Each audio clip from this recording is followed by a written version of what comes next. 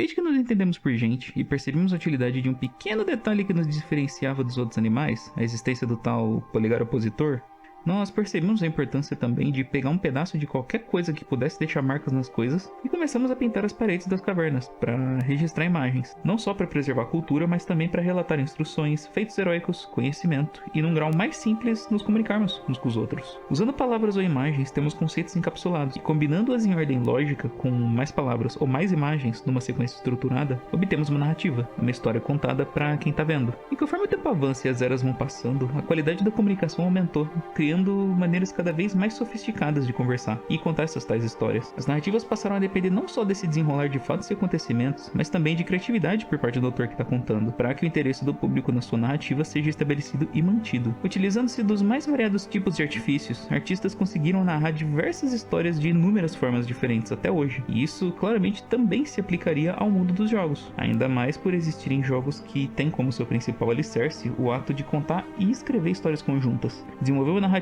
colaborativa para que assim haja o entretenimento dos participantes. Eu sou irreverente e provavelmente há mais de uma maneira de contar esse vídeo.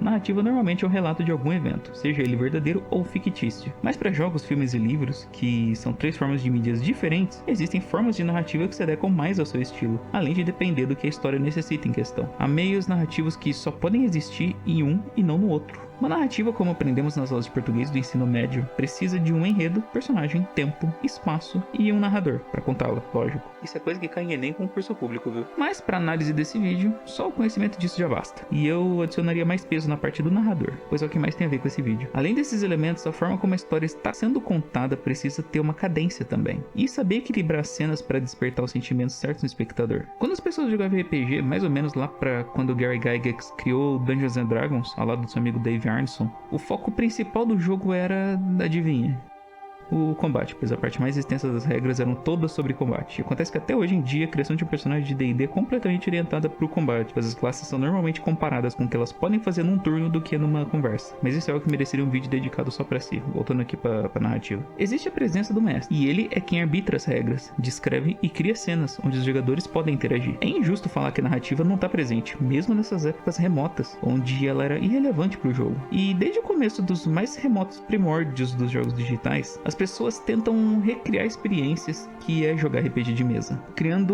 um mundo completamente vivo e interativo, onde você pode ser um participante ativo nos acontecimentos que tecem a realidade daquele mundo virtual. Parece ser a pedra filosofal dos jogos, junto com o meme que sempre tem um maluco querendo fazer o tal do GTA brasileiro. Parece que muitos miram desse objetivo, o de criar um RPG de mesa de forma digital, e vários chegam bem perto, mas até hoje ninguém jamais conseguiu algo do tipo. Ah, mas veja bem, tem Baldur's Gate 3.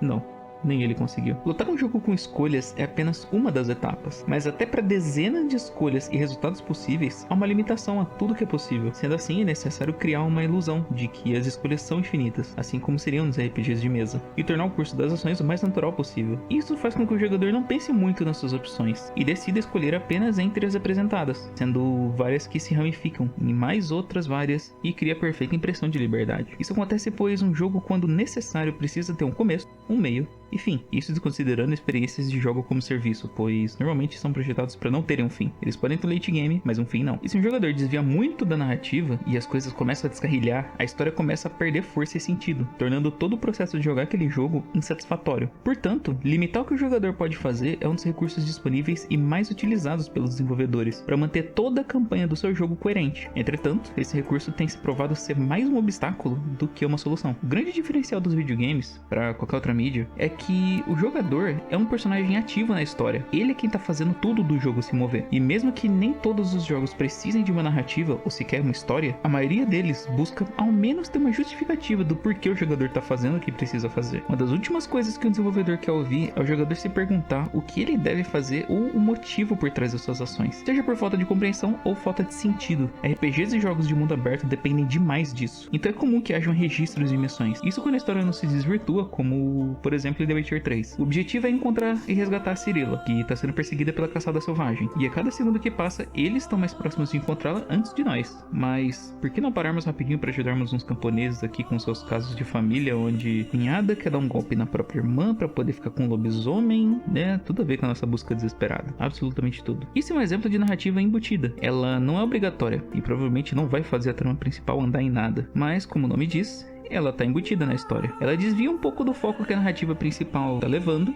e permite ao jogador, se ele quiser, tomar parte nessa nova narrativa. É por opção do jogador que isso acontece. Normalmente ela serve para expandir o mundo à sua volta, enriquecendo a experiência de jogo e fazendo as coisas parecerem mais vivas, e contextualizando melhor o ambiente que você tá, às vezes ajudando até a definir um tom para esse momento no jogo. É algo já tão comum que os jogos sempre alertam ou dão um jeito de distinguir esse tipo de narrativa da principal do jogo. O mais clássico desses sendo o de categorizar as missões em principal, secundária e vários outros tipos que podem ter dependendo do jogo. Além de, claro, proporcionar ao jogador algum benefício em forma de experiência ou itens que podem facilitar sua vida conforme a campanha avançar. E até talvez acabar deixando ele forte até demais para a história principal naquele ponto. De certa forma, é uma ferramenta que interfere direto na cadência do jogo. Momentos desesperados da trama podem ser completamente aniquilados do enredo se o jogador parar, por exemplo, para fazer a missão de caçar borboletas, quando a destruição global se torna iminente na trama. Mas agora, quando uma narrativa é evocada, ela pega elementos de uma história pré-existente para adicionar, complementar ou expandir a própria narrativa do jogo. Quando pegamos um cenário de Age of Empires para jogar, por exemplo, no seu modo campanha, ele evoca narrativas históricas que aconteceram de fato em nosso mundo real e recria em forma de partidas de um jogo de estratégia em tempo real, com objetivos que variam, sendo não só o de derrotar todos os inimigos, como geralmente são, mas às vezes fazer algo que evoca aquela passagem da história real. A história, nesse caso da narrativa evocada, meio que já tá pronta e é necessário apenas trabalhar em cima dela, comumente quando um jogo é uma continuação direta do seu anterior. Os acontecimentos do que houve nos jogos passados é frequentemente evocado em sua nova narrativa. Coisas que já aconteceram e que fazem parte da história geral do jogo são evocadas somente quando necessárias e precisam previamente ser informadas ao jogador, para que esse possa saber o curso de ações e como interagir com a narrativa que acontece conforme o atual presente do jogo se desenrola. Não necessariamente precisa ser algo verídico ou exclusivo daquele mundo, pois direto vemos muitas mitologias sendo evocadas nos mais diferentes jogos que existem por aí, sendo extremamente comum encontrarmos os panteões nórdico, grego ou romano no cerne de jogos. Overwatch 2 tem skins de personagens com temáticas de deuses desses panteões, mesmo que o jogo em si não tenha nada a ver com eles. Ver o Reinhardt de Thor faz automaticamente pensarmos quem eles colocaram de Odin, por já conhecermos parte da história do panteão nórdico. Odin, aliás, é o Sigma. Tida geralmente como vilã nos jogos, a narrativa forçada é aquela que aparece quando não há essa mesma interação dinâmica com o mundo à sua volta num jogo. Nela, só existe uma única forma de desenrolar a história e um único curso de ação a ser seguido. Esse jeito, digamos, de narrar as coisas é um velho conhecido no mundo do RPG de mesa, mas lá ele atende pelo nome de Railroad, que significa linha de trem, e é quando a história precisa seguir acontecimentos bem específicos e os jogadores não podem descarrilhar de forma alguma. Por isso é como se a narrativa estivesse sobre trilhos, sem qualquer curva ou ramificação. Contraintuitivamente, mesmo sendo pouco imersivo, ainda é a forma mais utilizada por jogos de terror narrativos, pois assim eles conseguem uma imersão perfeita que precisam para que sejam efetivos. O medo precisa ser construído numa ordem bem específica e a narrativa precisa colaborar com essa sua construção. Logo, o jogador sentir-se muito livre é algo que pode destruir toda a atmosfera criada pela trama do jogo. Still Wakes the Deep e Alien Isolation são os jogos que isso fica mais notável. Você não opta por fazer isso ou aquilo, você simplesmente faz o que é mandado. Sua única escolha é por que lado seguir em um caminho pré-definido, e às vezes até com eventos scriptados, esperando seus critérios para serem ativados e acontecerem em cena, para o jogador poder interagir. Ainda que seja fácil encontrar pessoas que apontem esse tipo de narrativa como um defeito, é clara a importância de sua utilização nesses casos mais específicos, e praticamente ser o seu maior trunfo para manter o potencial da sua experiência nos limites. Por ser um dos primeiros tipos de narrativas que foram utilizados nos jogos, é capaz que achem arcaico e ultrapassado, mas se ele funciona, fazer o quê? Por último das listas de narrativas, a narrativa emergente é a que talvez seja mais difícil de ser atingida em uma mesa de RPG, já que demanda muita habilidade por parte do mestre e conhecimento pleno do cenário e das regras do jogo, pois ela é o principal ingrediente para criar aquela tal pedra filosofal dos jogos que eu citei no começo. Imagine um jogo onde tudo que você faz de fato interfere no andar da carruagem. Você pode matar matar o chefão final no primeiro encontro que tem com ele, ao invés de ter que esperar as 840 horas de jogo. E o mundo responde organicamente a todas as suas ações. Então essa é a narrativa emergente. A história simplesmente surge conforme você mesmo cria ela. O RPG de mesa se sustenta em partes nesse conceito. Nada está escrito em pedra, e a história pode mudar bruscamente devido a um teste mal sucedido ou bem sucedido até demais de alguém do grupo. Alguma ação ou capricho que os jogadores façam pode ter um impacto astronômico em tudo que o mestre da mesa planejou para a aventura que estão jogando, e assim mudar completamente o destino do resultado final. É difícil, mas não é impossível de ser implementado num jogo, pois por várias vezes um jogo pode alterar entre esses tipos de narrativas, e possivelmente utilizar todos eles juntos de uma só vez, ou isolados em cada parte dele. Para o jogador, quando ele desvia da missão principal, faz a narrativa tomar um aspecto emergente e fazer a sua história ficar dinâmica, onde é criado uma ramificação da narrativa, que por vontade própria e interação do jogador pode acontecer. Isso diferencia a experiência de duas pessoas no mesmo jogo, que naquele mesmo ponto escolheu por fazer outra coisa que não essa exata mesma missão, fazendo a narrativa daquele jogador em específico ser única. Chegando a um ponto em que o jogo claramente coloca um prompt dizendo: você está chegando a um ponto sem volta na história, gostaria de seguir? E aí aparece a opção de sim ou não. Essa é a narrativa forçada. E mesmo jogos de mundo aberto fazem isso para irem até a conclusão final do jogo. Hades mesmo é um exemplo que o tempo todo evoca o panteão dos deuses gregos para sustentar sua narrativa, enquanto você escolhe com quem falar, para quem dar presentes e quais caminhos seguirem de forma emergente. É forçado a ter uma relação ruim com seu pai e o destino final é sempre o mesmo, fica sendo arrastado de volta para o fundo do inferno, não importa o quanto você tente, além de você ter que se comportar de formas diferentes por desafios adicionais que são descritos como as predições das tecelãs do destino. E estas são apenas formas estruturadas da narrativa. É impossível existir narrativa emergente em filmes e livros, por exemplo, por conta da natureza dessas mídias, que diferem demais das dos jogos. A fonte escolhida para a apresentação da narrativa também influencia em como a narrativa é apresentada, pois quando uma obra é adaptada para outra forma de mídia, existe o obstáculo de como a história vai ser contada. Por exemplo, nas obras de Arthur Conan Doyle, ele descreve em minuciosos detalhes todos os aspectos de uma cena, pois podem vir a ser relevantes no futuro, e precisa situar o leitor no local. Cada detalhe é importante para um leitor de Sherlock Holmes, pois, tratando-se de uma obra de mistério investigativo, fornecer informação para o público é como alimentar um painel de pistas, que ele mesmo começa a matutar na sua cabeça. Nesse trecho da obra O Cão dos Baskerville, o autor descreve o momento em que Watson chega até a mansão da família Baskerville da seguinte forma: alguns minutos depois, tínhamos chegado aos portões, um intrincado arabesco em ferro forjado, com pilares corroídos pelo tempo de ambos os lados, cobertos de líquens e coroados pelas cabeças de javali dos Baskerville. A casa do porteiro era uma ruína de granito preto, os caibros expostos. Mais diante dele havia um prédio em construção, o primeiro fruto do ouro sul-africano de Sir Charles. Cruzando o portão, entramos na Alameda, onde as rodas viram-se novamente silenciadas pelas folhas, com as velhas árvores lançando seus galhos num túnel sombrio sobre as nossas cabeças. Baskerville estremeceu quando seus olhos percorreram o longo e escuro caminho até a extremidade oposta, onde a casa bruxuleava como um fantasma. A alameda se abria no amplo gramado, e a casa se erguia diante de nós. À luz declinante, pude ver que o centro era um pesado bloco de construção, do qual um pórtico se projetava.